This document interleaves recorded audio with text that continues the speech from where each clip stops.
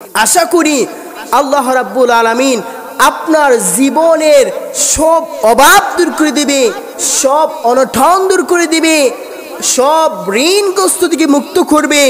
আপনি যদি এই মুহররম মাসে একটা জিকির পরিপূর্ণ করতে পারেন আমার দেখানো, তাহলে আমি আশা করি আপনার মনের আশা পূর্ণ হয়ে যাবে। সম্মানিত সুপ্রিয় দিনী ভাই বোনেরা, আমি আজকে আপনাদেরকে একটা জিকির শিখিয়ে দেব।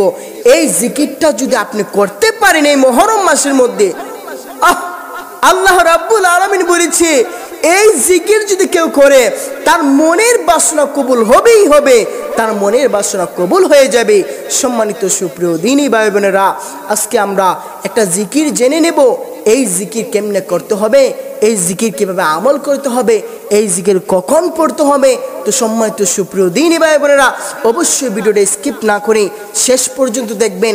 অবশ্যই আমাদের এই ভিডিওর কমেন্টে আমিন বলে জানিয়ে দিবেন, একটা লাইক করে উৎসাহ করে দিবেন।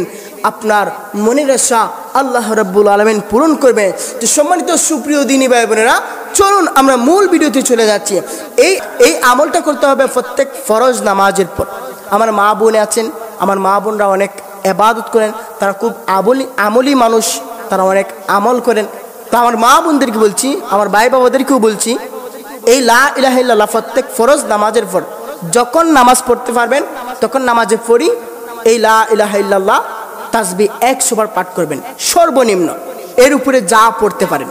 তাসবিহ পাঠ করা হয়ে গেলে আপনি 2 হাত তুলে আল্লাহর কাছে দোয়া করবেন, আল্লাহ তোমার এই লা ইলাহা ইল্লাল্লাহর ওসিলা করিয়া আমার মনের বাসনা কবুল করো।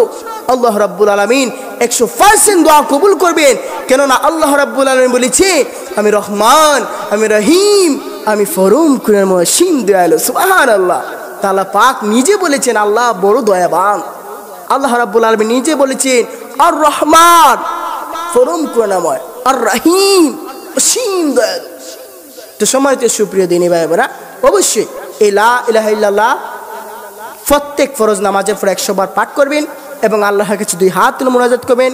তো সবার কাছে যদি আমার এই আজকের ভিডিও ভালো লেগে থাকে, অবশ্যই ভিডিওটার মধ্যে একটা লাইক দিবেন, একটা কমেন্ট করে আমিন বলে যাবেন।